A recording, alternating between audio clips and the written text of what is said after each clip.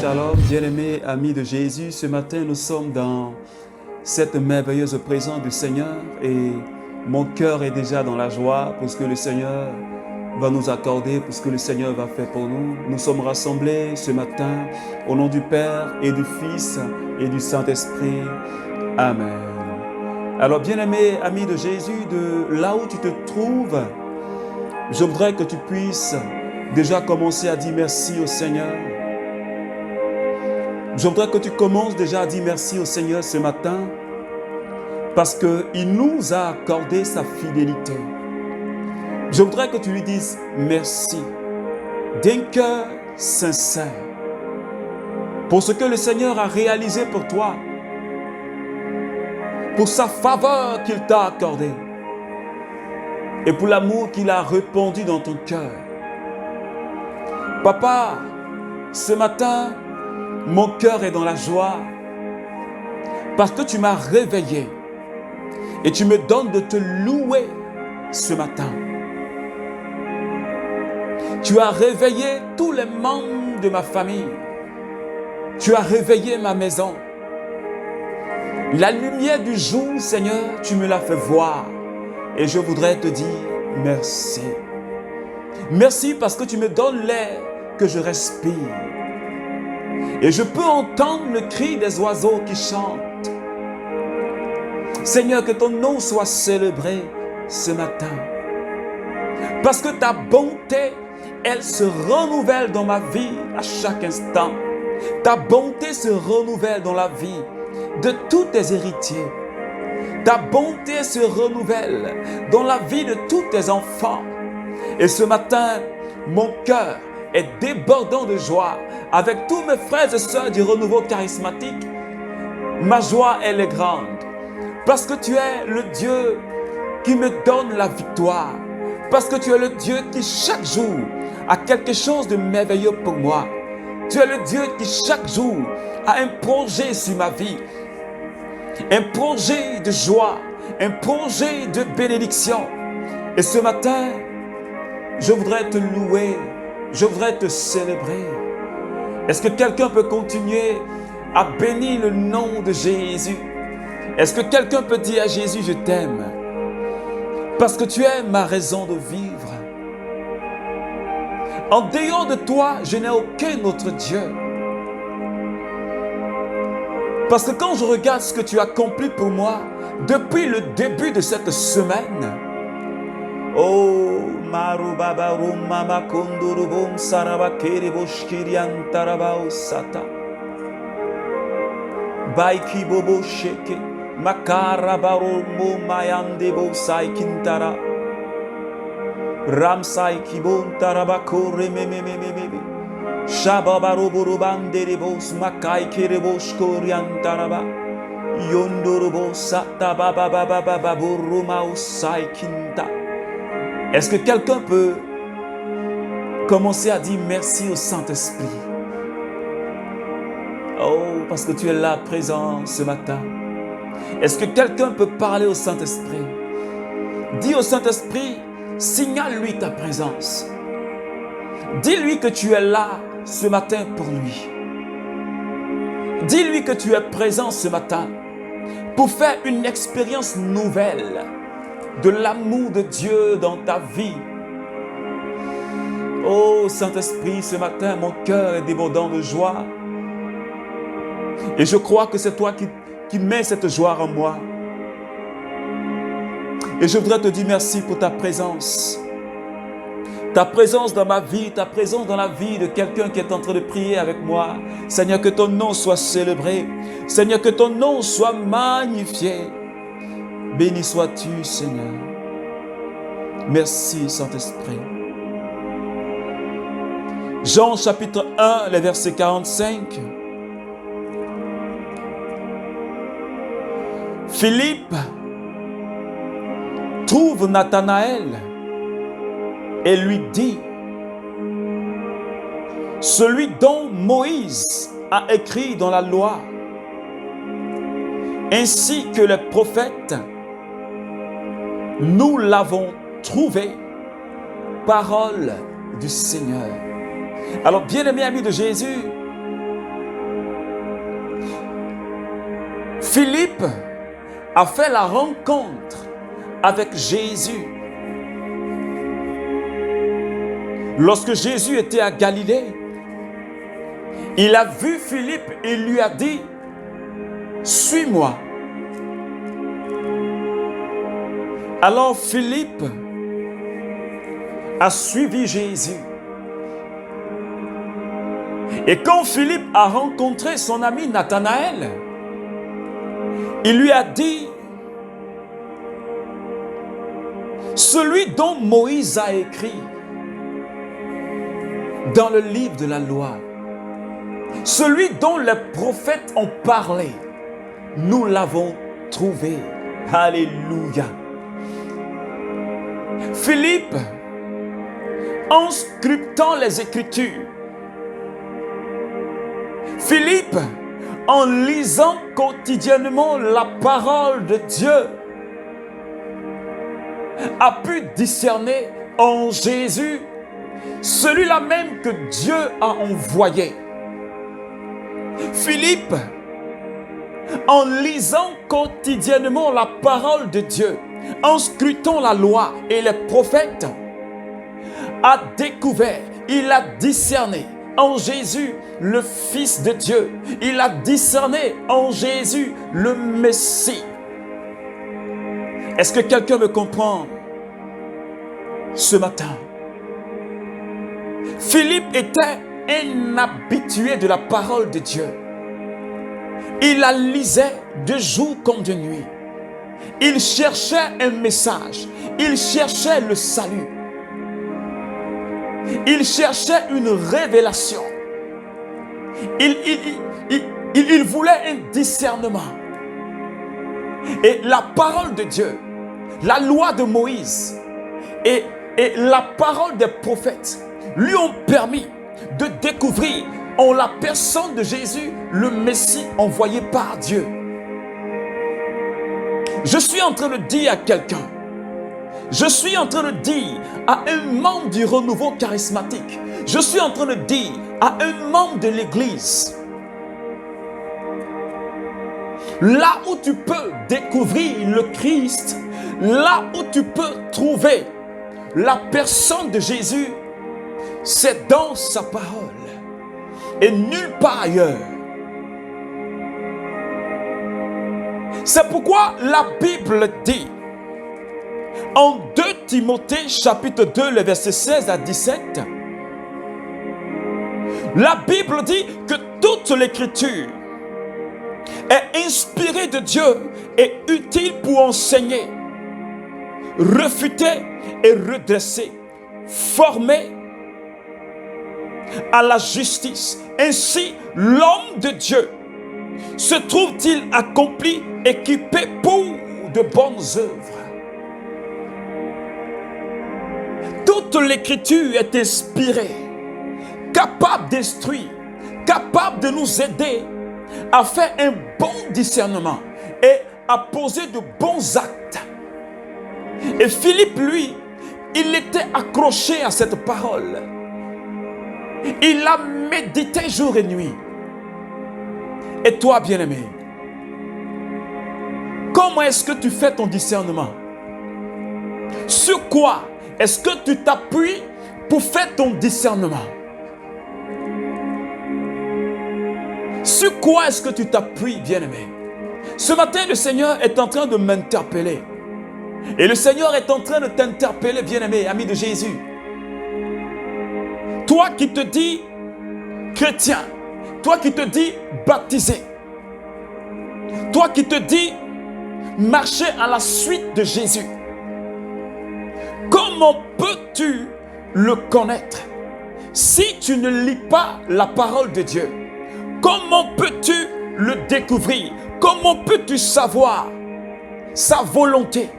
Comment peux-tu savoir le projet de Dieu pour toi maintenant si tu ne lis pas sa parole? Parce que les promesses de Dieu pour toi, les promesses de Dieu pour moi se trouvent dans sa parole. Mais si tu ne la médites pas,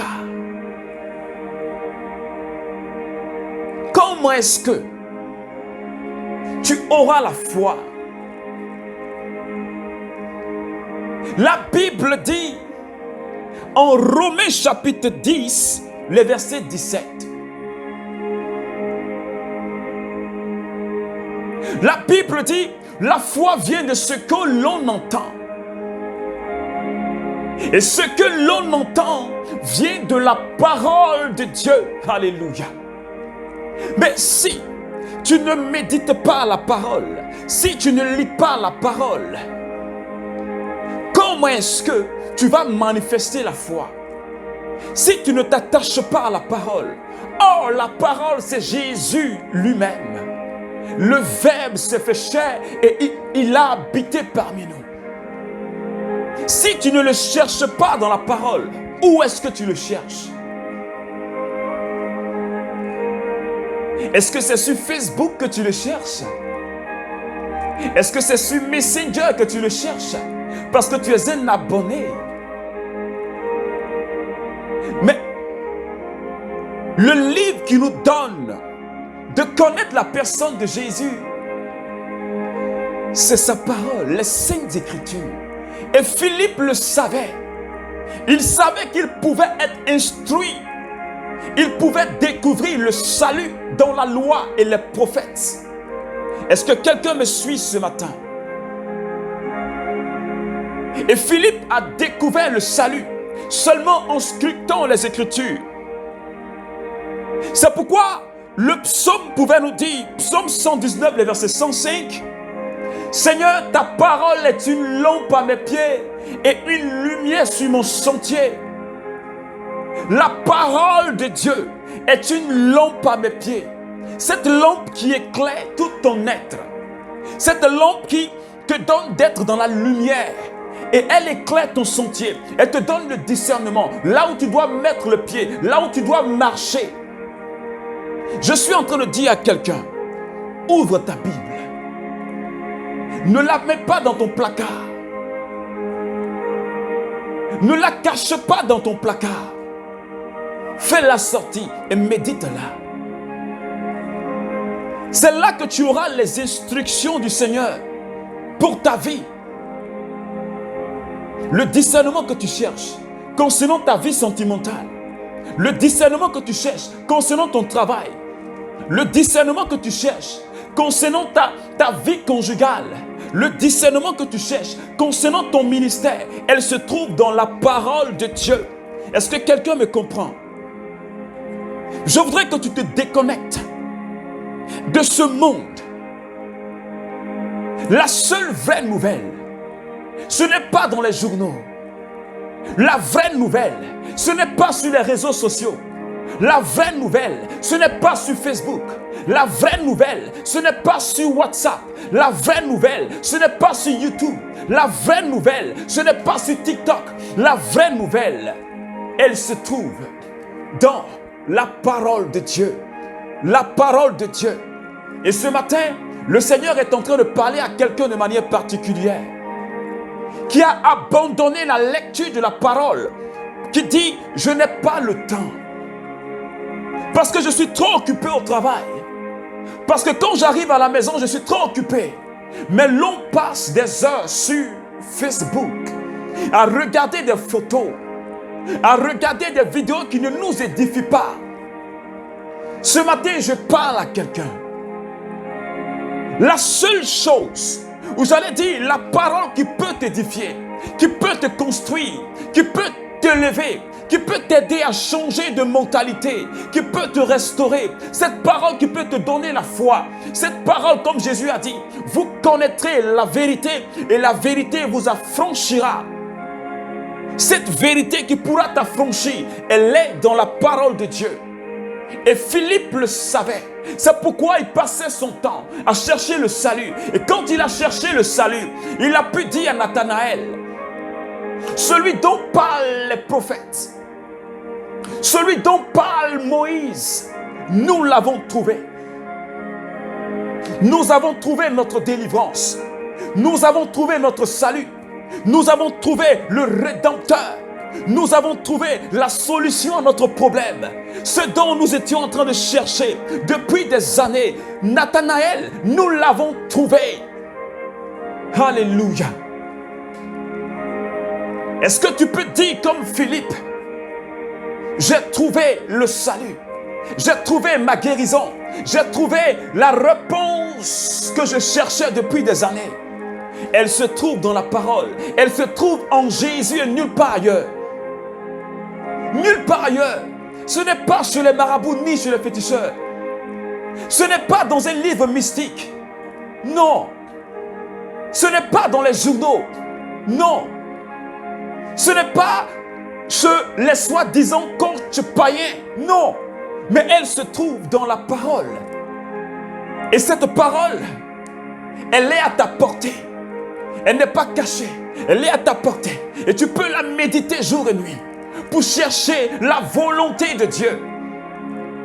Yahvé est en train de parler à quelqu'un qui a abandonné la lecture de la parole.